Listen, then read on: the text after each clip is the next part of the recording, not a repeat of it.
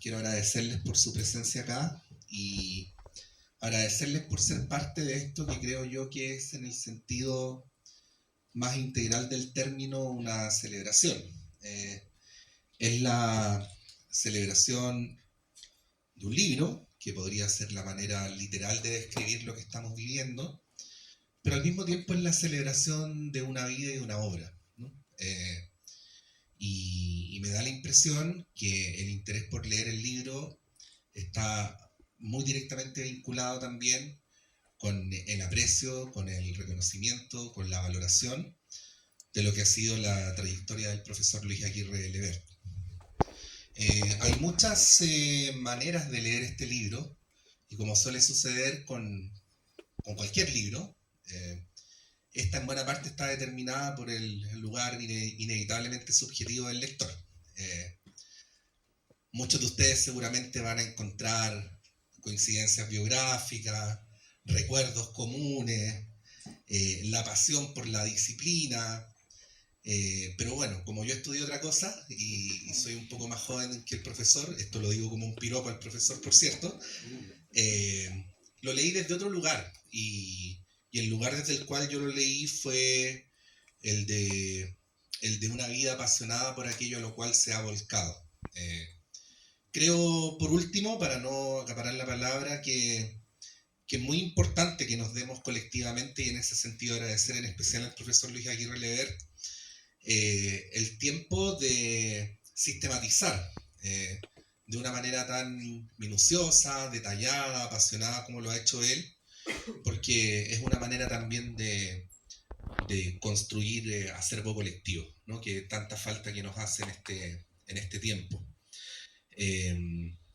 Bueno, vamos a dar inmediatamente partida a esta presentación. Como ustedes pueden ver, está nuestro profesor aquí con ustedes para que podamos esperar sus palabras finales, por supuesto, y luego leer el libro, llevárselo y que lo firme, profesor. Así que prepárese, que le va a tocar firmar hartos libros. Muy bien, trajo un lápiz. Y a nuestros presentadores está el profesor Sergio Jara, a quien le agradecemos por estar acá, profesor titular de Ingeniería de nuestra universidad y postdoctorado en el MIT. También saludar al profesor Reinaldo Charrier, profesor titular de Geología de la Universidad Tres Bellos de la Universidad de Chile. Y saludamos también en ausencia, fue un problemilla, lo llamamos así, ¿no? Sí, para que no alarmemos de más. Tuvo un problemilla de salud el profesor Francisco Hervé, que le impidió estar acá, pero no es más que eso.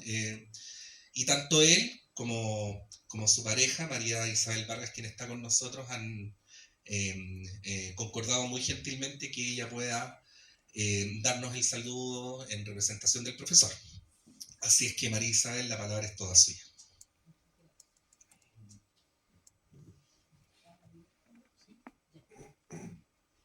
Bueno, voy a leer todo esto, lo escribió Pancho, ¿ya? Lanzamiento del libro Memorias Terrenales de un geólogo por el profesor emérito de la Universidad de Chile, doctor Luis Aguirre Lever. Lunes 25 de agosto 2024. Estimados, muy buenas tardes a todos los presentes. Antes que nada, quiero agradecer al profesor Luis Aguirre, en adelante Lucho, por haberme hecho el honor de invitarme a decir estas palabras durante el lanzamiento de su libro. Memorias Terrenales de un geólogo, junto a otros dos destacados académicos. Es una labor que asumo con agrado por el gran cariño que tengo por Lucho, su familia, su historia de vida que he tenido la fortuna de compartir en parte durante largos más de 50 años. Para comenzar, quiero decir que se trata de un libro único desde su atractiva y probablemente para muchos también enigmática portada. Hasta el contenido de cada una de sus 471 páginas, llenas de los momentos más selectos de su vida, organizados en un prólogo y 6 capítulos, salpicados con emocionantes fotografías de distintos ambientes y personajes, y un epílogo. Me ha costado separar lo que puede ser una visión personal acerca de su vida con un comentario del libro como tal. Pero en este libro ambas cosas se me han superpuesto armónicamente. Este libro es único, pues se percibe en él una total identificación del personaje con el texto, que es de un realismo asombroso. En parte, ello está dado por la prodigiosa memoria de Lucho, cualidad que siempre hemos alabado sus cercanos, que al proveer de detalles sobre aspectos diversos, tanto de su vida interior como de su entorno físico, le dan al relato un cariz realista muy impresionante. La mezcla de observaciones geológicas con las situaciones que acompañan sus viajes, así como su participación en los eventos sociales y políticos en los cuales se involucra, constituyen, claro que sí, una mezcla única. La estructura del libro tiene, voluntaria o involuntariamente, visos de la tabla cronoestratigráfica internacional que ilustra la contratapa. Esta muestra periodos de desarrollo tranquilo y continuo en la historia de la Tierra, separados por grandes discordancias que reflejan momentos de inestabilidad que limitan los grandes eratemas de la historia geológica. Así pueden considerarse, entre otras, su partida de Chile a Japón, con el golpe de Estado de 1973. Luego, sus cambios del Asia a Europa, dígase Inglaterra y Francia, y luego de 20 años volver a Chile. Otro acierto del libro, poner esa tabla en la contratapa, con la mayor contribución que ha hecho la geología a la cultura humana. Establecer la dimensión del tiempo geológico que enmarca el desarrollo de la humanidad. Sorprende que el número de capítulos 6 es similar al número de eratemas de esa tabla, y el número de subcapítulos con título explícito 119 es similar número de pisos de la referida tabla. Y yo tuve la suerte de convivir con Lucho y su familia, al menos temporalmente, en todos esos periodos. Les cuento aquí cómo conocí yo de Lucho. A los pocos meses de estar becado en París, haciendo mi doctorado, recibí una carta de la Universidad de Chile, conminándome a regresar inmediatamente a Chile. Escribí argumentando la legalidad con que había obtenido el permiso para viajar a Francia por carta, que en ese tiempo demoraba unos 10 días en llegar a su destino. Y solo recibí a los 20 días una copia de la carta inicial. Decidimos con Beatriz, mi esposa de entonces, que nos quedaríamos en Francia, cuál fuera el riesgo, que esencialmente era el de perder el contrato con la Universidad de Chile y el sustento económico de nuestra estadía. Algunas semanas después recibí una carta de mi madre, quien, en conocimiento de esta situación, había ido a conversar con el nuevo director del departamento recientemente asumido. En ella me comunicó que el nuevo director le había parecido ser una gran persona, muy caballero y hasta ha leído a Talleyrand, y apoyaba totalmente mi permanencia en Francia hasta terminar el doctorado, con una mezcla de alegría y asombro. El nuevo director era Luis Aguirre, a quien desde ese momento tuve ganas de conocer personalmente, lo que se materializó a mi vuelta a Chile en marzo de 1968. A poco andar, explotó la revolución universitaria en París, que rápidamente se extendió por todas las partes del mundo y en Chile, por supuesto. Los años que siguieron, llamados de la reforma universitaria, fueron una gran enseñanza para los jóvenes investigadores del departamento, en particular por la apropiada, conceptual, valerosa y considerada participación de Lucho como director, apoyado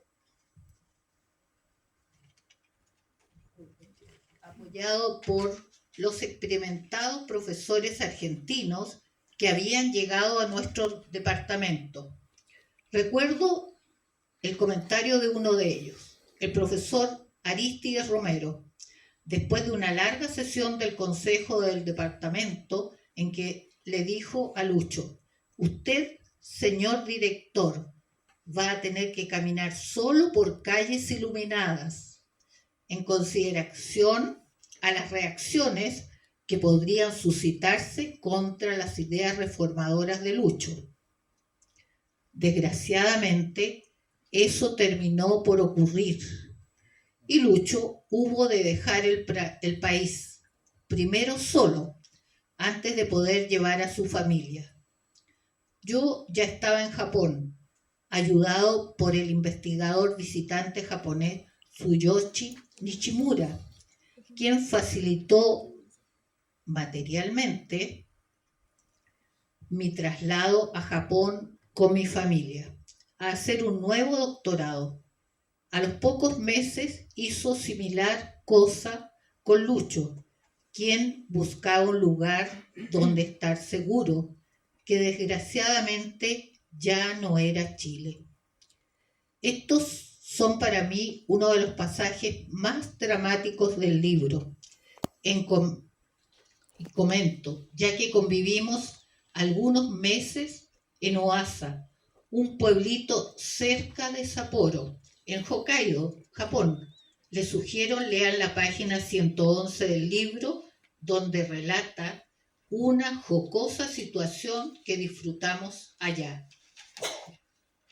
Luego pude visitarlo en Liverpool y en Marsella, lugares donde pude apreciar el respeto que merecía su nivel como investigador y el cariño irrestricto hacia su persona, conocida como The Microscope Man.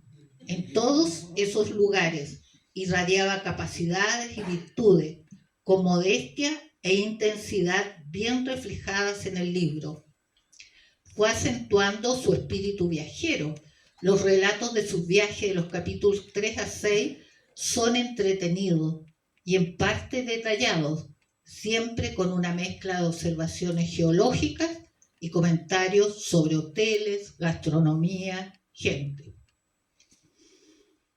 Cuando se restablecieron en Chile las condiciones para que Lucho pudiera volver de su exilio, fue muy decisiva la participación de Alfredo Lassen, en ese entonces director económico de la Facultad de Ciencias Físicas y Matemáticas. Él supo encontrar los recursos que permitieran la reincorporación de Lucho a la Universidad de Chile y a las vicisitudes de la vida pública nacional. Desde Chile iluminó para el mundo el foco del metamorfismo de muy bajo grado, que atrajo especialistas de renombre, de los cuales él era uno. a reunirse en Chile en más de una ocasión. Me encantaron también las descripciones de sus veraneos de febrero en Chile, que lo llevaron anualmente con Monina a diversos puntos del país que describe en el libro con gran precisión y detalle. El capítulo 6 del libro, desde el retorno al presente de Chile, que podríamos comparar con el Cenozoico de la tabla cronológica, de la tabla cronológica. Vida nueva. Es profundo en reflexiones acerca de la evolución del país, de la ciencia, de sus investigaciones científicas, de sus convicciones religiosas, de sus amigos, del rol de su familia que lo van acercando progresivamente al presente.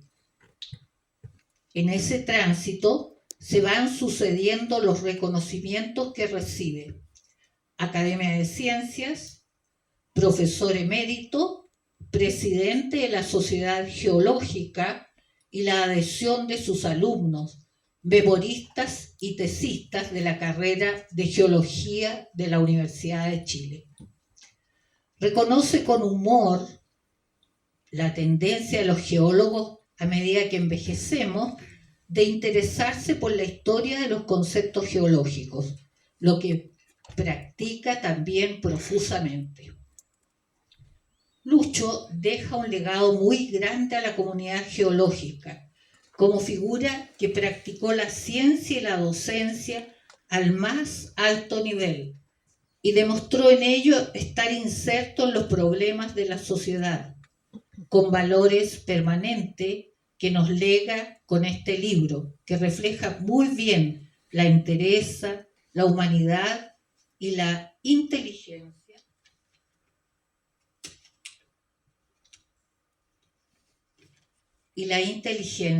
de una persona excepcional.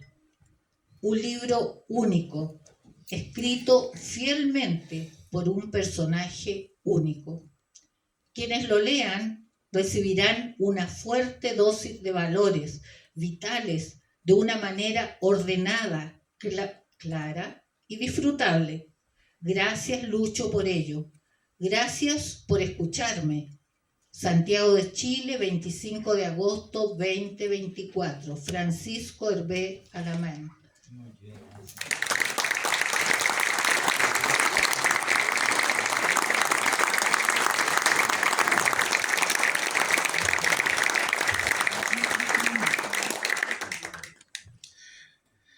Muchas gracias, María Isabel, y muchas gracias al profesor Francisco Hervé.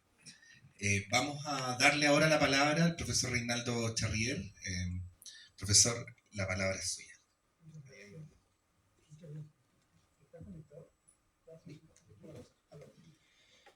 Bien, Memorias terrenales de un geólogo, ya lo escuchamos. Cuando Lucho me solicitó que hiciera una presentación de su libro, no dudé un solo instante en aceptar. Tratándose de Lucho, un caro y muy respetado amigo y un gran personaje de la geología, lo consideré un honor.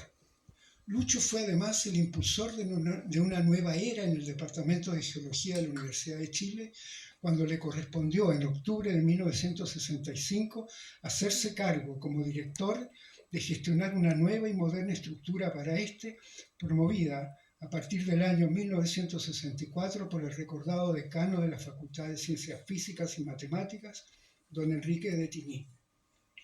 Pero sabía también que en esas memorias, más bien recuerdos como él mismo los denomina, habría de encontrar una minuciosa descripción de las impresiones y los sentimientos íntimos experimentados durante su largo alejamiento del país.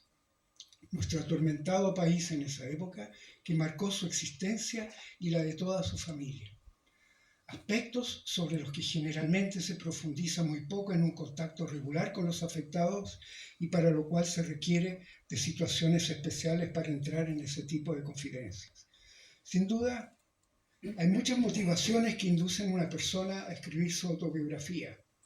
Pienso que en el caso de este libro, Lucho, como siempre lo hemos llamado los amigos, hasta el punto de que toda la comunidad geológica se refiere a él como Lucho Aguirre, ha sentido que tiene cosas importantes que contar y que deben quedar registradas para que se comprenda la historia de su vida entrelazadas con los altibajos de la política nacional y mundial.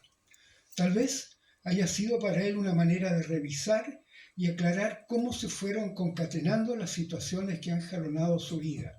Tal vez incluso sea una explicación y justificación hacia su familia por las vicisitudes por las que durante tantos años tuvieron que pasar. Como buen geólogo, Lucho ordenó cronológicamente los eventos que marcaron su larga existencia tan llena de experiencias y recuerdos, que son estos los que representan la riqueza de este libro. En él, el relato de su historia está presentado con la sencillez y la tranquilidad de espíritu de alguien que vivió su vida de manera plena y consecuente consigo mismo. El libro es fácil de leer, el texto es claro y entretenido. Por lo menos para mí, que conoció a Lucho de cerca y que ha pasado por una parte muy buenos momentos con él y su familia, particularmente aquellos pasados en Liverpool, a donde los fuimos a visitar desde Berlín, y por otra, algunos muy malos momentos también con él. Al leer el libro, conocí muchas de las situaciones que determinaron desde su misma infancia partes importantes de su vida que no conocía.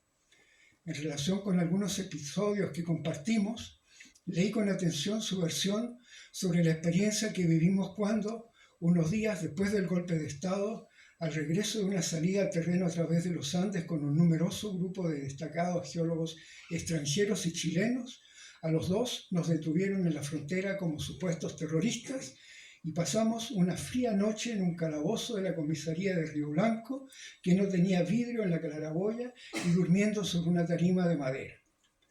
Con estos recuerdos bien detallados que aparecen en el libro, aprendí a conocerlo mucho mejor, desde los aspectos que han dictado permanentemente su conducta, como los preceptos del Evangelio, el inclaudicable compromiso social, su dedicación a la ciencia y el profundo afecto por su familia.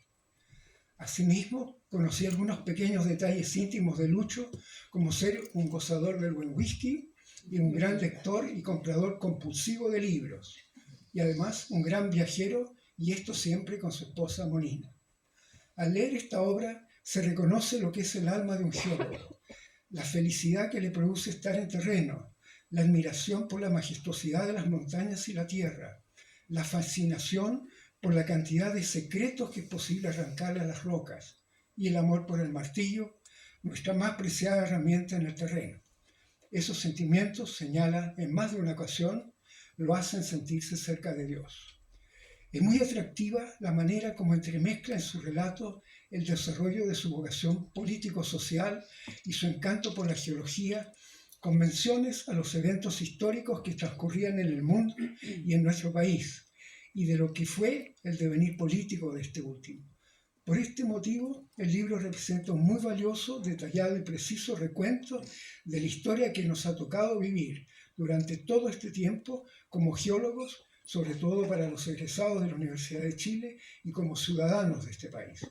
Tanto es así que tampoco faltan menciones a las grandes victorias de la U, el equipo de fútbol de su preferencia y de las grandes atajadas del mítico arquero el Pulpo Simián, quien fue otro ingeniero de minas como Lucho, también con inclinaciones geológicas, y quien dirigió al equipo que perforó el primer pozo productivo de petróleo en Magallanes. A lo largo de este largo recuento está omnipresente su inseparable e infatigable esposa Monina, Gladys Arriagada, su compañera desde la época de que eran estudiantes. Tan inseparables son que desde su matrimonio, cuando firma, por ejemplo, una tarjeta de saludos, como las muchas que recibimos a lo largo de los años de exilio, lo hace como Lucho Monina, todo junto, Lucho Monina. Así lo destaca Lucho en su libro al pie de la foto de su matrimonio. En esa época de juventud, Monina estudiaba arquitectura, cuya escuela estaba precisamente en el edificio donde hoy se encuentra el Departamento de Geología, del cual Lucho varios años después sería el director. La familia Aguirre Arriagada, Lucho Monina y sus 5 hijos, Constanza, Inés, Magdalena, Teresita y Pablo, sufrió con la dictadura lo duro y angustioso que es el exilio que los hizo peregrinar por Japón, Inglaterra y Francia durante largos 17 años. Conoció penas y angustias causadas por la intransigencia, la intolerancia y la insensibilidad humana, pero paradójicamente conocieron también la amistad y la solidaridad de muchos de sus amigos y conocidos que los apoyaron en los peores momentos, entre ellos incluso algunos de los más famosos geólogos de aquella época. Lucho Monina, siempre fieles a sus principios y sin claudicar por la esperanza de una vida mejor para los desfavorecidos, cuando pudieron se la jugaron para apoyar a otros, muchos de ellos chilenos que estaban pasando situaciones difíciles, tanto por circunstancias de la vida como por el exilio. Además de sus recuerdos, Lucho nos brinda con este libro reflexiones profundas sobre la existencia, su visión de la fe, la política y la justicia social. Gracias, Lucho, por haber permitido con tus recuerdos sentirme en algunos momentos como parte de tu familia. Muchas gracias a todos por estar aquí.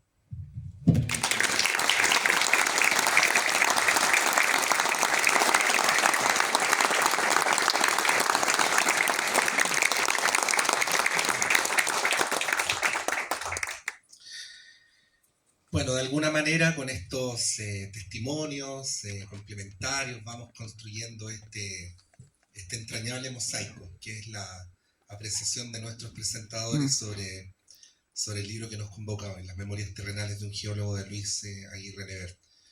Vamos a darle ahora la palabra al profesor titular de la Universidad de Chile y muy de la casa, por lo demás, el profesor Sergio Jara. Sergio. Muchas gracias, Patricio. Yo sé que los asistentes a estas presentaciones de libros siempre miran cuántas hojas va a leer esta persona.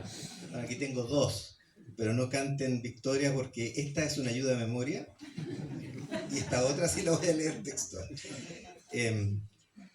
Les quiero contar cómo conocí a Lucho Aguirre, porque fue gracias a Francisco Hervé. Coincidimos con Pancho en una comisión de evaluación de la facultad. Y un día terminamos la reunión y me dice, acompáñame a Geología a tomarte un cafecito porque quiero presentarte a alguien. Y me llevó allá y me presenta a Lucho Aguirre. Y yo digo, ¿dónde está el punto? ¿Dónde está la conexión? Y la razón por la cual Pancho Hervé me había presentado a Lucho Aguirre era porque Lucho Aguirre y yo teníamos algo en común.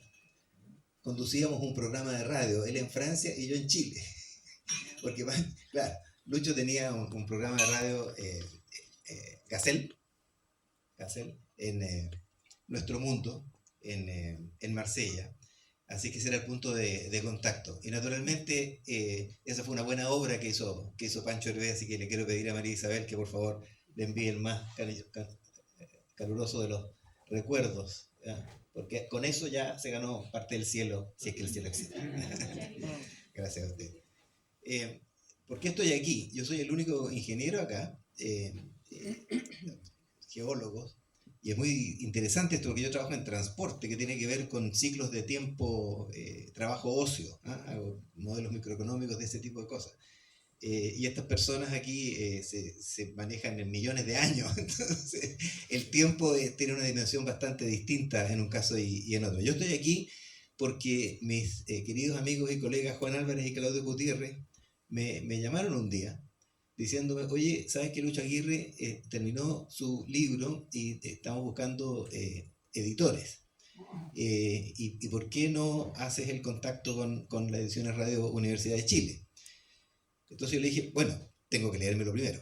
O sea, yo conozco a Lucho, confío en todo esto, pero tengo que leérmelo primero. Y Lucho me mandó el libro y ahí me di cuenta de quién me había metido, porque eran 500 páginas. 500 páginas que yo tenía que leer más o menos rápido. Y aquí yo hago un paréntesis no muy pequeño. ¿Por qué razón querría uno leer una autobiografía? Yo leo muchas autobiografías, no estoy hablando de biografías, cosas que alguien externo escribe por uno, no, autobiografías, escrito por la persona que vivió esa vida. Yo leo muchas en mi vida, Buñuel, Joan Baez, Bob Dylan, Alberti, Maray, Paul Auster, Philip Roth, Coetzee, maravilloso, la Simone de Beauvoir, como 5 tomos de autobiografía de la Simone de Beauvoir. Keith Richards también. ¿Sabe quién es Keith Richards? El guitarrista de los Rolling Stones. Ya. La Carole King. Bueno, una razón para leer una autobiografía, y yo he aprendido esto leyendo autobiografías, es que uno aprende a conocer de otras vidas, otros estilos. Y aquí yo quiero citar a una persona que ustedes no conocen, que se llama Julio Donoso. Julio Donoso es un empresario mayor ya, que fue empresario de estos que compra, vende, arma cosas, quiebra, allendista. Un empresario allendista, una cosa fantástica, realmente notable. Uno podría leer autobiografías por voyerismo, no se me ocurrió una mejor palabra, es decir, por asomarse a esta ventanita que es el libro escrito para mirar la vida de otras personas, la vida de los otros. Yo les voy a confesar que leí las memorias de Roger Vadim por esa razón. O sea, un hombre que se casó con la Brigitte Bardot, con la Jane Fonda, con la Catherine Deneuve. O sea, algo interesante tendrá que contar. Y, más o menos. Después está este asunto de conocer la historia. Yo me he leído absolutamente todo lo que se ha escrito sobre los Beatles, incluyendo sus biografías, pero también me leí las autobiografías de Henry Kissinger y de Richard Nixon, donde ahí aprendí realmente desde su perspectiva por qué hicieron lo que hicieron. La intervención en Chile, que es parte también de la historia de Luis Aguirre. Y luego están lo que yo llamo las similitudes, las coincidencias. Esa cuestión, piensen que yo soy 20 años menor que Lucho. Y encontré una enorme cantidad de similitudes y coincidencias que, mira, qué increíble, a mí también. Lo cual lo mantiene a uno ubicado, modesto. ¿Eh? Si me pasa a mí, le pasa a mucha gente. Yo tengo un programa de radio que lo digo siempre. ¿Qué derecho tengo yo a estar frente a un micrófono? Y yo digo, porque a mí las cosas que me pasan le pasan a mucha gente. Así que usted siéntese interpretado. Yo puede que sea un poquito más articulado, y a lo mejor por eso estoy de este lado del micrófono.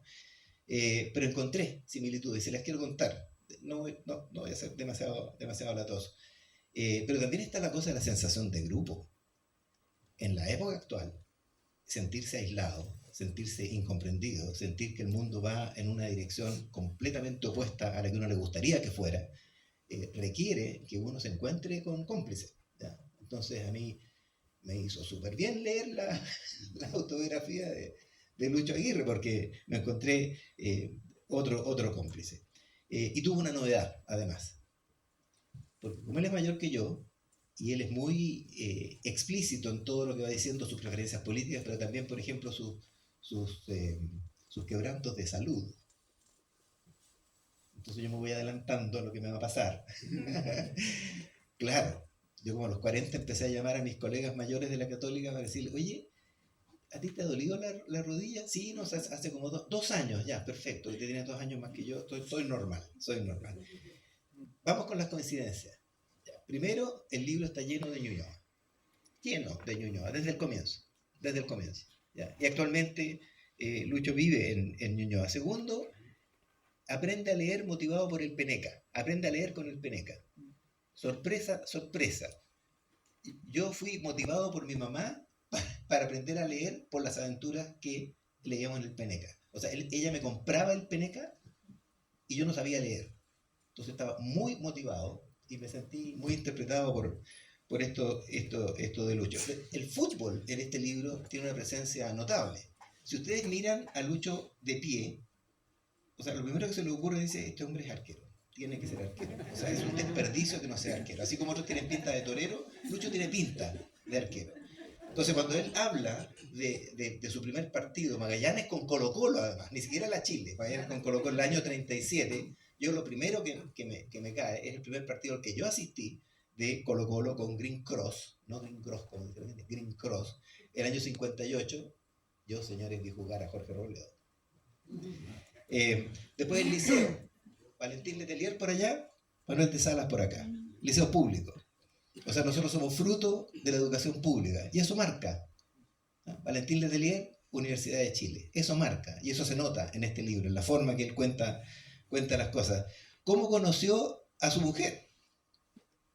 en unos cursos que los alumnos de entonces de la Facultad de Ciencias Físicas y Matemáticas preparaban, contribuían a preparar el bachillerato. Y ellos se inscribieron en esos cursos.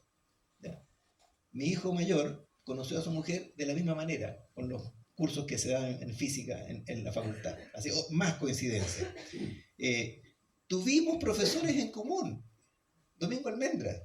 Yo tomé los cursos de cálculo con Domingo Almendra. Mira qué increíble. ¿Ya? Absolutamente increíble.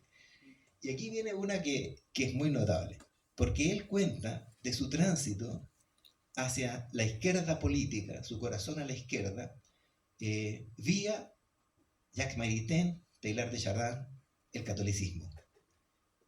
Y yo leo esta cosa y digo, viste, no soy único. Yo cuando entré a la facultad me enfrenté por primera vez a una elección política. Y digo, aquí yo tengo que votar racionalmente. Conseguí todos los programas. ¿Y con qué comparé los programas? Lucho Aguirre, con los 10 mandamientos salvo los 3 primeros. O sea, le quité todos los mandamientos que mencionan a Dios, me quedé con los otros 7 y decidí que era de izquierda. y voté de esa manera. Así que también llegué por ese lado. ¿Ah? Después, él cuenta que caminaba, yo le acabo de preguntar a la Molina esto, porque no lo creía, caminaba, a ver, la Molina entró a arquitectura, cuando arquitectura estaba al ladito de la facultad, ¿ya? Después estuvo química y farmacia. Y ellos dos, que se habían conocido en este curso de preparación del bachillerato, caminaban, y así lo escribe, desde Bochef hasta Los Guindos, donde yo vivimos cerca de ahí ahora, hasta Los Guindos. Entonces esto no puede ser, son más de 11 kilómetros. ¿Ya? ¿Y puedo contarlo, Molina? Sí. Entonces Molina me explica, lo que pasa es que Lucho cuando llegaba a la casa no lo dejaban entrar. Entonces para nosotros el encuentro del pololeo era la caminata. Y mientras más durara la caminata, mejor. ¿Qué le parece? Así que ahí también me sentí... ¿Dónde se casó Lucho con Molina? En el registro civil de Ñuñoa, donde yo me casé con la Mome. ¿Dónde se fue de luna de miel? A Papudo. Bueno, yo no me fui a Papudo, me fui al Quisco. Pero parecido. Después, la poesía tiene en este libro un lugar preponderante. O sea, la cantidad de citas de poetas conocidos y menos conocidos, ligados con las rocas y la geología, es enorme. ¿Cómo no voy a sentirme interpretado cuando en mi memoria de título de ingeniero civil, que fue en transporte, en la primera página, yo digo, citando a Neruda, estaban soñando los trenes en la estación indefensos, sin locomotoras, dormidos? De un poema que se llama Sueño de trenes y que parece en extravagario. Así que otro punto de coincidencia con el profesor Luis Aguirre. El 59, cuando vuelven de Berkeley, ¿dónde va a vivir? Arturo Medina. Donde yo aprendí a andar en bicicleta y pichangueaba ahí, en esa calle. Pichangueaba, claro. Esto probablemente es común a muchos de ustedes, inventar los cuentos para los niños. Claro, él también inventó personajes. Nos cuenta, por ejemplo, que leía en voz alta, sabiendo que su hija la estaba escuchando desde su cuarto, con personajes inventados. La forma de describir las ciudades, las cosas que le importaron en Praga, las cosas que le importaron en Ciudad de México y en tantas otras ciudades donde él pudo ir. Nueva coincidencia. La historia de los helados en el Copelia, yo la viví exactamente como tú la describes aquí, Lucho. Estoy hablando no del Copelia de Providencia, del Copelia de La Habana. Perdón, debí haber dicho eso. El Copelia en La Habana. Porque ahí hay dos colas. Una cola enorme donde están los cubanos pagando con pesos y una no cola donde estamos los turistas que pagamos con dólares. Entonces cuando ustedes lo escuchan hablar, lo dejan pasar primero. Y uno se siente pésimo, pero pasa. y Lucho cuenta exactamente eso, se sintió igual de mal, pero igual pasó. Y por último, en la lista de coincidencias está esto de que las lecturas llaman lectura. O sea, cuando él habla de un autor y habla de los otros libros del autor, porque todos nosotros los lectores sabemos que uno va probando y de repente encuentra uno y Sandía Calá sigue leyendo a esa persona. A muchos de los que nombré aquí como Maray, Paul Auster y Philip Roth están en esa categoría. La historia, el entorno. Por fin leí una descripción detallada y hasta donde yo manejo esto, lo conversé con mi señora también, factual de la historia de los profesores argentinos. Qué historia más terrible, qué historia más triste, porque los profesores argentinos en Chile, finales de la década de los 60, que fueron finalmente expulsados del país, fueron expulsados por razones de seguridad nacional. El rector de la Chile, el rector subrogante temporal Ruy Barbosa, fue citado por el presidente de la República para darle las explicaciones de por qué estaban expulsando a esos profesores. Y después uno se entera, y Lucho lo cuenta en su libro, de que eso fue en buena medida fruto de acusaciones que se hicieron desde la propia facultad, con la decencia que lo caracteriza el no nombra a nadie. Pero yo me los imagino, ¿y por qué me llegó esto tan profundamente? Porque más adelante Lucho cuenta cuando el decano de Tiñí lo llama para que comience, siembre este departamento de geología. Él se entera de que una persona de la facultad fue a hablar con el decano para decirle: no puedes nombrar a este izquierdista como director. Uno cree que los problemas empezaron con el golpe. No. Bueno, muchos de nosotros, no quiero hacer aliados fáciles aquí, muchos de nosotros vivimos eso. Qué lástima que Joaquín Cortés no esté aquí. Cuando él era director de investigación me pidió que fuera miembro de la comisión, y después me contó que un académico de la facultad lo había ido a ver y dijo: ¿cómo puedes nombrar a Jara miembro de una comisión? La misma historia, hombre, la misma historia. El alumno que entra a tu oficina cuando hay una suerte de toma, que no lo voy a nombrar aquí, alumno al cual yo conozco, y que te trató mal, alumno que después fue diputado, y fue un buen diputado, fíjate, y que después fue subsecretario y no fue tan buen subsecretario, lo cual me termina de convencer esto que nos cuenta Lucho, que, como decía Lucho Izquierdo, el biólogo muy prestigioso, ya fallecido, mira, Sergio, me decía, no hay buenos ni malos, somos todos más o menos. Claro, ¿no es cierto? Es mejor darse cuenta de que las cosas son así. Cuando cuenta el atentado a la casa, en la época post-golpe y previas al golpe, el atentado a esa casa es muy brutal. Me recordaba todas las historias que conocemos de Juan Pablo Cárdenas. Le incendiaron 2 veces la casa a Juan Pablo Cárdenas, exdirector de la Radio Premio Nacional de Periodismo. Me emociona el conocimiento y la mantención de la amistad con Pancho Hervé en Japón primero y en Francia después. La historia que ya contó Reinaldo Charrier para el golpe, cuando los pillan en Argentina, es tragicómica, ¿ya? A estas alturas no lo puedo decir de esa manera, en ese minuto debe haber sido terrible. Pero mi parte favorita fue, naturalmente, cuando emigra de Japón y llega a Liverpool. ¿Y dónde vive el profesor Aguirre en Liverpool? Nada menos que en Menlo Avenue. Veo que nadie se emociona. Menlo Avenue es la calle donde vivía John Lennon con la tía Mimi. John Lennon, entre paréntesis, fue un famoso músico inglés que tocaba la guitarra en un grupo muy prestigioso. ¿Y dónde llevó a sus niños al colegio? A la Quarry Bank, donde Lennon y McCartney se conocieron. O sea, imagínense, yo gocé esa parte así como otras. Cuando él cuenta que llega a Marsella después de Liverpool, yo lo primero que me imaginé fue la película con Jim Hackman, ¿cómo se llama? Contacto en Francia, que ocurre en Marsella. Pero también ahí cuenta una historia interesantísima, porque conoce a un profesor, no recuerdo exactamente la circunstancia, pero los colegas le dicen: oye, ojo con este profesor porque él es muy conservador, muy derechista. Y más adelante nos dice que este profesor derechista, en su pueblo, votaba para alcalde de su pueblo por un comunista. Entonces, claro, ¿cómo se explica esto? Y Lucho nos dice: lo que pasa es que es muy buen administrador y yo necesito que la comuna funcione. ¿Ya? ¿Cómo? ¿no deberíamos aprender nosotros de eso? O sea, yo miro en La Reina, por ejemplo, que se pelean los DC con los PC.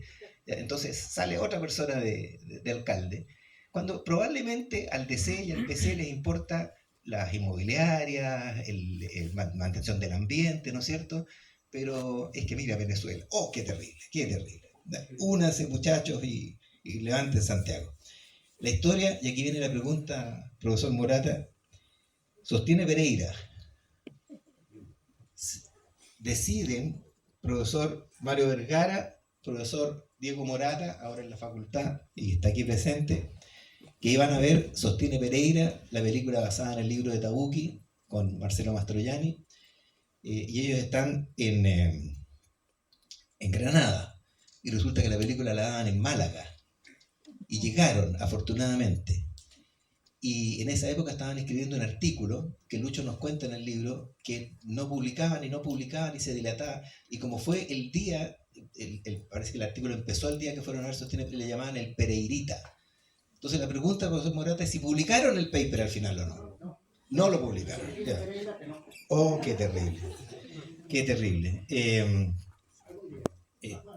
Yo me sentí muy interpretado con este libro, y alguna vez, probablemente en privado, vamos a comentar acerca de Ulises, porque yo decidí que Ulises no tenía sentido leerlo en castellano. Porque si James Joyce revoluciona el idioma inglés, creando palabras, si yo tuviese que entender exactamente lo que quiso hacer, yo tendría que leer una edición en castellano llena de notas pie de página donde me explicaran todos los cambios de palabras. Así es que lo tendría que leer en inglés. Y quedé motivado con tu descripción de Ulises. Voy a cerrar diciendo lo siguiente, y aquí voy a ser un poquito más hilado que lo que he sido hasta ahora. Las autobiografías, sin excepción, muestran no solo el recuento de una vida, sino también el entorno físico y social que ha acompañado a quien escribe. Esa vida tendrá puntos de encuentro con el lector más allá del tiempo y del espacio que el libro describe. Así, Luis Aguirre nos cuenta de su inducción a la lectura por la revista El Peneca, como tanta gente de varias generaciones, de su tránsito desde la religión hacia el compromiso con los cambios necesarios para una sociedad más en sintonía con el bienestar y la felicidad de los ciudadanos de hoy y de mañana, como tantos.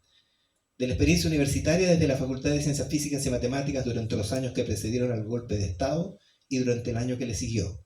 De su experiencia en una radio francesa. Y el entorno social, en este caso, es dinámico, pues el autor nos habla no solo de la historia de nuestro país entre la década del 30 en el siglo pasado hasta nuestros días, pasando por sus experiencias en barrios de Santiago y en varias ciudades de Chile, sino también del mundo, el que ha recorrido en parte por elección y en parte por obligación. Su historia, la geología y la geografía se encuentran en este libro bajo la mirada bondadosa y la pluma certera de un buen hombre. Muchas gracias.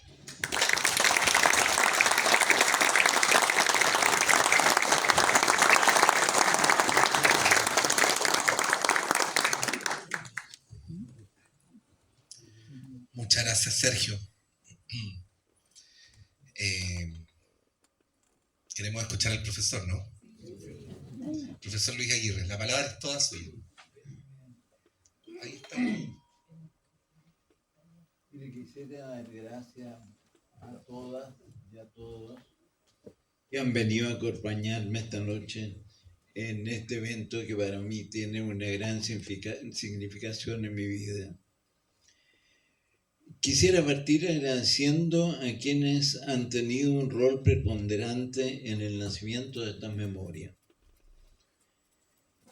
El profesor Sergio Jara fue el primero que leyó este manuscrito y lo leyó, parece, muy auténticamente, porque ha citado detalles pero extraordinarios.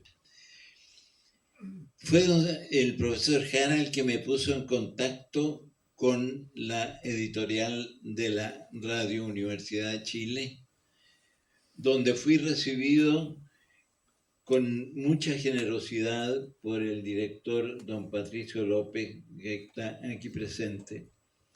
Don Patricio López y yo compartimos largos meses de correspondencia para dar forma a este libro y llegar a este momento en esta sala que por lo demás él tan generosamente ha puesto a disposición de esta ceremonia. Quiero agradecer también a quien no está presente en este momento, que fue la diseñadora de este libro.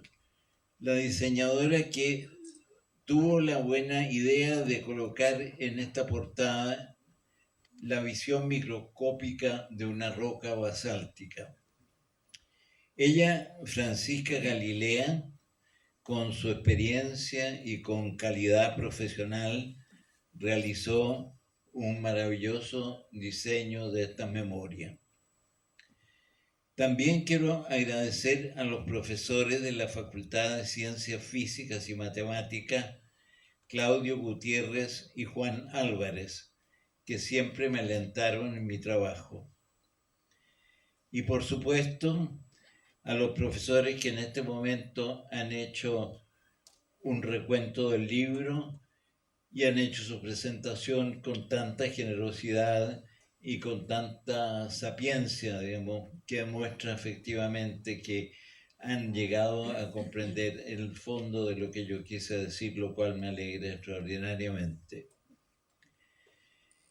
Quiero agradecer finalmente a mi esposa, a Monina, y a mi familia, a quienes evidentemente han contribuido o han hecho, digamos, lo que yo soy y lo que he hecho en toda mi vida. Voy a contarles algo de este libro que tuvo un largo trabajo. Trabajé durante cerca de 7 años, partiendo desde que cumplí los 80 años. Ahora tengo 93, así que hace bastantes años que comencé esta obra. Revisando cosas de mi infancia, revisando cosas, digamos, de mi educación pública, etc. Y por eso quiero resumir o no tomar algunos aspectos de este libro y compartirlo con ustedes con algo de su contenido. Hace algunos años, próximos a ser octogenario, experimenté la necesidad de rememorar y reflexionar sobre muchos de los acontecimientos que han moldeado mi vida. Ello dio lugar a extensos relatos y muchas páginas escritas que hoy precisamente tengo la osadía de presentar convertidas en este libro Memorias terrenales de un geólogo.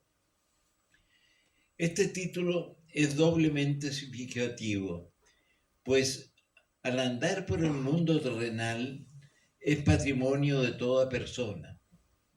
Sin embargo, cuando el andante es un geólogo, lo terrenal adquiere un sentido nuevo y más amplio, el de la necesidad de conocer íntimamente el planeta que nos alberga.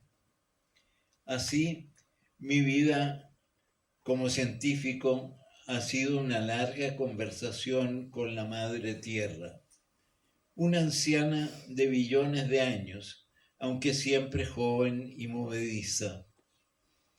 Ella me ha confiado algunas de las peripecias ocurridas en su historia, las que me he esforzado por contar a mis pares y comunicar a mis alumnos. He escrito particularmente pensando en los jóvenes que podrían eventualmente ser atraídos por el cariño a la ciencia de la Tierra recorriendo las páginas de este libro. La geología ocupa en consecuencia una parte central de mi relato. En este libro rememoro las caminatas por montañas y llanuras, las jornadas cabalgando por estrechos senderos, confiando en la destreza de los caballos y de las mulas, y guiado por sabios y amables arrieros que conocían las sendas más escondidas y me relataron fabulosas historias.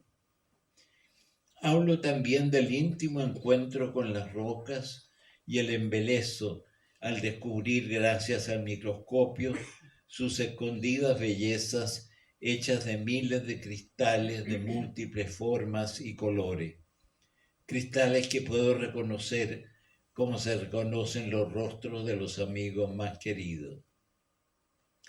El geólogo es alguien que transita por un tiempo profundo, tratando de descubrir y comprender la larga y continua evolución del planeta, la formación de su corteza y la naturaleza de sus entrañas, que se interroga acerca de los procesos que operan en la génesis de los grandes sistemas de montañas, en la furia de los volcanes y en los espasmos sísmicos que nos hacen presente que la Tierra es un ente vivo. Alguien que persigue conocer el planeta con la intimidad y el amor necesarios para develar sus más recónditos secretos, tal como magistralmente lo expresa Neruda en el poema Alturas de Machu Picchu. Más abajo, en el oro de la geología, como una espada envuelta en meteoros, hundí la mano turbulenta y dulce en lo más genital de lo terrestre. El concepto tiempo profundo nace con el padre de la geología moderna, el escocés James Hutton, y nos conduce a reflexionar acerca del progresivo conocimiento de la edad de la Tierra. Desde una fecha curiosa propuesta por el arzobispo James Ussher en el siglo XVII, quien, basado en la Biblia, concluyó que la Tierra nace al anochecer del sábado 22 de octubre del año 4004 a.C., hasta las edades de 4.500 millones de años establecidas por la geocronología isotópica más reciente. Una mañana, hace años, yo y unos colegas observábamos unos amonites fósiles en las rocas de una quebrada junto a la playa de Algarrobo. Pronto nos rodeó un grupo de niños que salían de la escuela. Le mostramos los fósiles y les contamos que esos caracoles habían vivido muchísimos años atrás. Entonces, uno de los chicos nos miró extrañado y tímidamente preguntó: ¿son entonces más viejos que Bernardo Higgins? En realidad esos amonites tienen cerca de 70 millones de años. He ahí un atisbo de lo que es el tiempo profundo. Pero ¿cuál fue el camino que me condujo al encuentro de la geología? Nací en 1931 en Santiago, hijo de padres provincianos en años turbulentos para Chile y el mundo. Mis más remotos recuerdos de la infancia tienen que ver con la guerra civil en España, el triunfo de Pedro Aguirre Cerda en las elecciones presidenciales de 1938 en nuestro país y el devastador terremoto de Chillán en 1939. Pero sería la Segunda Guerra Mundial, desatada a mis 8 años y terminada a mis 14, el acontecimiento que dejó las marcas más profundas de aquellos años. Mis estudios primarios y secundarios los hice en el Liceo Valentín Letelier en la calle Recoleta, en un antiguo edificio que había pertenecido a Diego Portales en los tiempos de la chimba. Estoy orgulloso de haber sido formado en la educación pública y agradecido por la enseñanza que recibí en aquel recordado liceo. A los 17 años, durante el último año de secundaria, me inscribí en un curso preparatorio para el bachillerato en matemáticas realizado en la Escuela de Ingeniería de la Universidad de Chile. Allí conocí a una joven alumna del Liceo 7 de Niñas, de quien me enamoré perdidamente. Ella es Monina, mi esposa y compañera desde hace más de 70 años. Aprobado el temido bachillerato, ingresé a la Escuela de Ingeniería de Chile iniciando mi vida universitaria. Mi afición por las matemáticas me llevó a tomar esa opción. Mi camino se orientó luego a la ingeniería de minas. Durante el tercer año de esa carrera, cursando las materias de Geología de Chile con el profesor Jorge Muñoz Cristi, tuve mi primer contacto con la experiencia de terreno. Una inolvidable excursión a lo largo de las costas del Norte Chico, región clásica donde están expuestos extensos afloramientos de rocas de la era paleozoica. Allí, contemplando esas rocas, ancianas de centenas de millones de años, logré por fin descubrir mi vocación científica. Me hice entonces de mi primer martillo geológico y mi primera lupa, instrumentos simbólicos del oficio de geólogo, cuyo lema es mente et maleo, con la mente y con el martillo. Hice mis primeras armas en los terrenos de la cordillera de la costa central, como asistente de un sabio y experimentado geólogo alemán. Allí aprendí mucho de los procedimientos de las labores de campo que me serían de gran valor para iniciar los trabajos de mi memoria de título. Esta consistió en un extenso perfil geológico entre la cuesta de Chacabuco y el límite con Argentina, con el objeto de estudiar las características de las formaciones volcánicas y sedimentarias que afloran en la zona andina de Chile central. Una hermosa aventura que me llevó a recorrer las altas montañas de la región de Aconcagua. Trepé por aquellas cumbres reconociendo los afloramientos rocosos, descubriendo las deformaciones de los estratos, buscando con impaciencia fósiles guías que me ayudaran a situar esas formaciones en el tiempo y siempre rodeado por las inmensas moles rocosas del Alto del Leones, del Juncal y de la Aconcagua.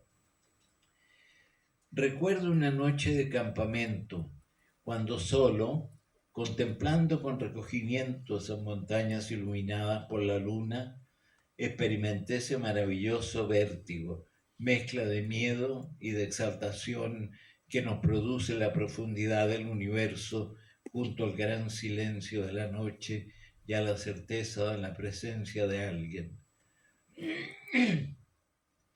Luego de ser aprobada mi memoria, viajé becado a la Universidad de California en Berkeley, con el objeto de profundizar estudios en petrología. Tuve la gran fortuna de asistir allí a los cursos del profesor Francis Turner, el más destacado científico de esa especialidad en aquellos años. Con él aprendí a analizar los fenómenos metamórficos mediante el uso de la físico-química y particularmente de la termodinámica, conceptos que incorporé a mi quehacer docente al regresar a Chile. Hablo también en este libro de los años en que viví en La Serena, donde recorrí pacientemente los llanos y montañas del Valle del Elqui, aquellos donde el mismísimo Darwin caminó en el siglo antepasado, con la misma libreta y el martillo que muchos años después, en una fría tarde, vería en su casa del condado de Kent, en Inglaterra. En La Serena confeccioné mapas geológicos de aquellos terrenos, tarea básica que entrega los conocimientos necesarios para interpretar la naturaleza y la historia de la corteza. Para ello, el geólogo, a la manera de un eximio retratista, debe producir una representación gráfica, un mapa, donde sea posible identificar nítidamente los rasgos geológicos de un terreno, de tal modo que cualquiera que lo recorra en el futuro y se detenga frente a un contacto de estratos, a una falla o algún plegamiento, pueda verificar la correspondencia entre esos rasgos y la imagen que figura en el mapa de papel que tiene en sus manos. Pienso aquí en el señor Palomar, un personaje del escritor italiano Italo Calvino, que aprendió a identificar las constelaciones en un manual de astronomía. Con el libro en sus manos, en una oscura noche, se sienta a contemplar las estrellas. Y al ver que allí, en el cielo, están las constelaciones tal como las ilustra y las nombra su manual, experimenta una sensación de felicidad tranquila, pues le ha sido dado saltar desde el libro al espacio y volver a su libro, todo en un perfecto acuerdo con la razón. El otro polo de mi narrativa concierne a las circunstancias vividas junto a mis seres queridos, mi esposa e hijos, quienes con su amor y paciencia hicieron posible mi trayectoria científica. Juntos hemos compartido los goces y los regalos de la vida, como también sobresaltos y el profundo sufrimiento de ver morir a dos de nuestras jóvenes hijas. Hablo también de un desgarro que cambió brutalmente mi vida y la de mi familia, conduciéndonos a un largo exilio en diversos países, consecuencia del quiebre brutal de la democracia en nuestro país, seguido por una negra y siniestra noche que duraría largos años. Mis convicciones políticas y mi militancia me hicieron blanco de persecuciones y atentados, como también a mi familia. Nos enfrentamos así dolorosamente a una situación extrema que nos condujo al exilio, donde en diversas latitudes tuvimos que recomenzar nuestras vidas inmersos en diferentes culturas e idiomas.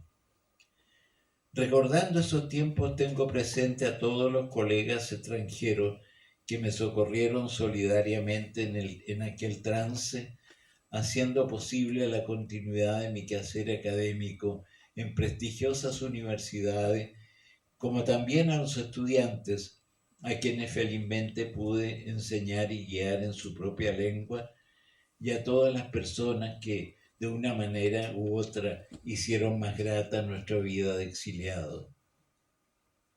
Logré en aquellos años europeos obtener proyectos que me permitieron proseguir mis trabajos en la cordillera andina, recorriendo las cordilleras occidentales desde el sur de Perú hasta el norte de Colombia. Chile, sin embargo, seguía siendo para mí un país prohibido debido a mi carácter de refugiado. El exilio nos deparó goces y penas, pero siempre estuvo presente la añoranza de Chile y la ansiedad de retornar a nuestra tierra. Nos faltaban nuestras gentes y la gran cordillera que imprime un carácter al habitante de nuestro país. Muy bien lo expresa Gabriela Mistral, mujer surgida de las rosadas montañas de granito de Monte Grande, cuando escribe: Cordillera de los Andes, madre yacente y madre que anda, que de niños nos enloquece y hace morir cuando nos falta, que en los metales y el amianto nos aupastes las entrañas. Ciertamente para un geólogo la presencia del relieve terrestre y el paisaje son elementos que condicionan, consciente o inconscientemente, el existir de cada día.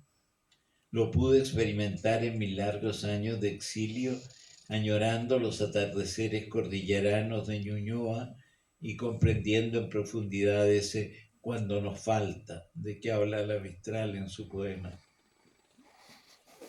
En mi recuerdo estarán siempre Sapporo y las montañas de Kitakami en Japón con sus rocas azules, los maravillosos templos de Kioto y Nara, las montañas de Bukuma, Liverpool con su Pier Head y los míticos Library Birds a la orilla del río Mersey, el bus Penny Lane que en compañía de los Beatles tomaba yo a diario para ir a la universidad, el fútbol en el campo de Anfield y la temprana y triste oscuridad de los días de invierno. Pero por sobre todo añoro Marsella, el antiquísimo puerto foseo, donde recuperé con gozo la latinidad mediterránea con su historia, sus leyendas, el sol, el paisaje de sus calanques y la vida en esas calles donde resuena el acento occitano de su gente y donde a menudo sopla el frío viento mistral. A través de varios capítulos el libro relata largamente la vida de nuestro exilio.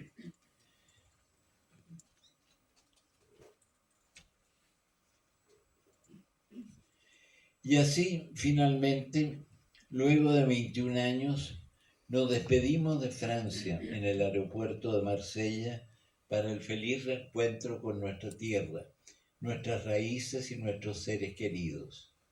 Estábamos regresando a Ítaca. Un poema de Joaquín de Velay, escrito en el siglo XVI, interpreta mi sentir en los momentos en que el avión atravesaba las cumbres andinas y aterrizaba en el aeropuerto de Santiago. Dichoso quien como Ulises hizo un hermoso viaje, o como aquel que conquistó el Vellocino y regresó después, colmado de experiencia y de razón, a vivir con los suyos el resto de sus días. ¿Cuándo volveré a ver, en mi pequeño pueblo humear la chimenea? ¿Y en qué estación del año volveré a contemplar el huerto de mi pobre morada?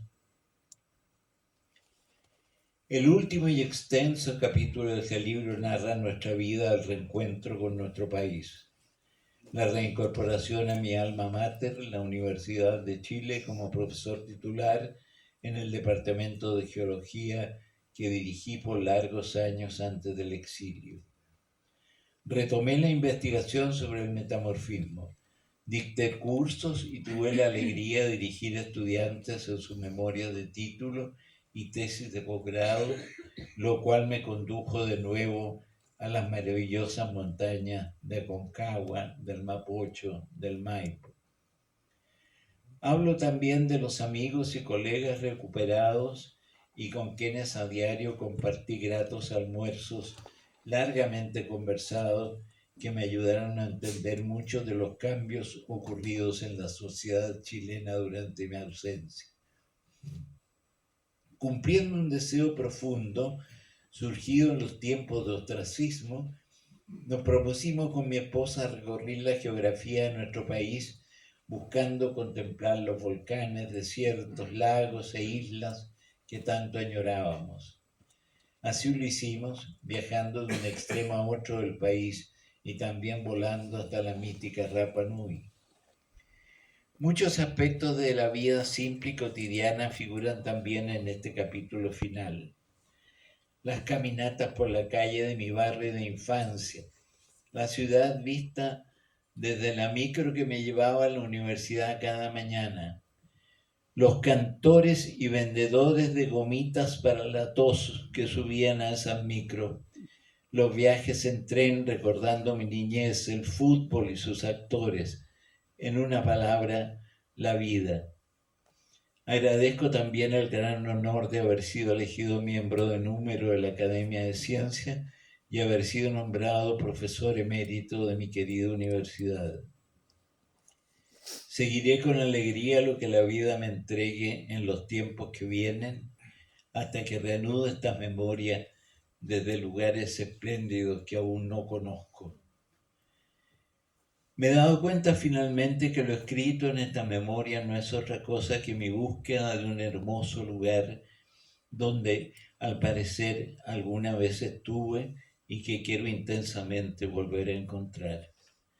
Hay un sueño que aparece porfiadamente en mis noches. En él voy recorriendo campos, colinas, montañas y playas, aunque sabiendo que ese no es aún el sitio que busco. Recuerdo entonces que está más allá de aquellos lugares, allí donde comienza un camino que contorneando lleva al otro lado de unos cerros donde existe un mar más azul, donde las arenas son más blancas y las colinas invitan a largos paseos por el verde pasto de su sendero. Muchas gracias.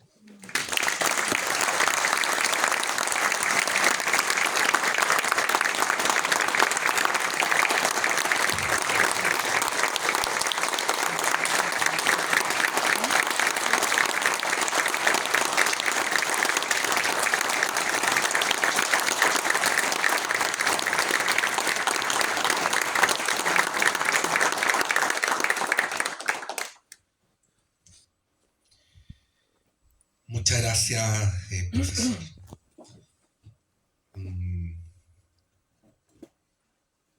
Sí, a veces luego de estas palabras el silencio es la mejor compañía. ¿Para qué agregar algo?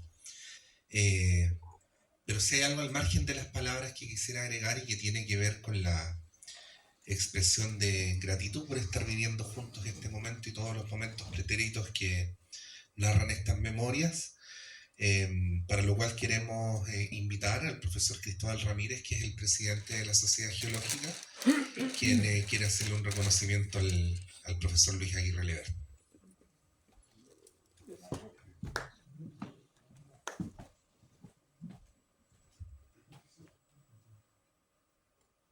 Sí, adelante. Bueno, con este presente, pequeño presente, también un libro escrito por una alumna suya, la profesora Millarca Valenzuela. Queremos agradecerle su ejemplo, su legado, su dedicación. Muchas gracias.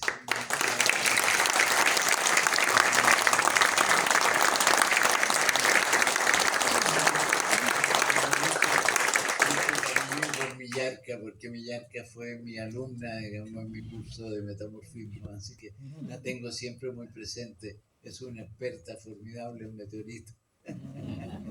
A nombre de la Sociedad Geológica de Chile, muchas gracias.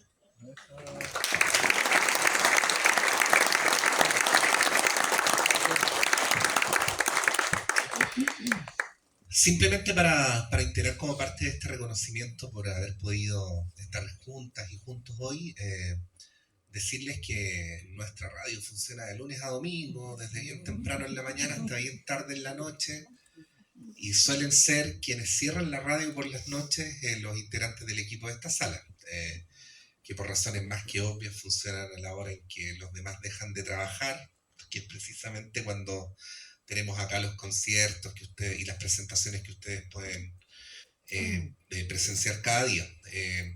No hubiéramos podido hacer esta presentación sin todo este sonido que se lo debemos a don Juan Carlos Miranda.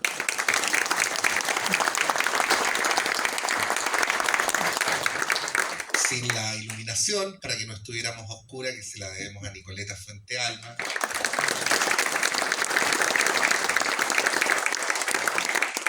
A don Eugenio Bastías, que estuvo a cargo de toda la logística y de algunas cosas a priori imposibles de concebir, como haber logrado hacer cuadrar todos los autos en el pequeño patio que tuvimos a modo de estacionamiento, don Eugenio Bastías.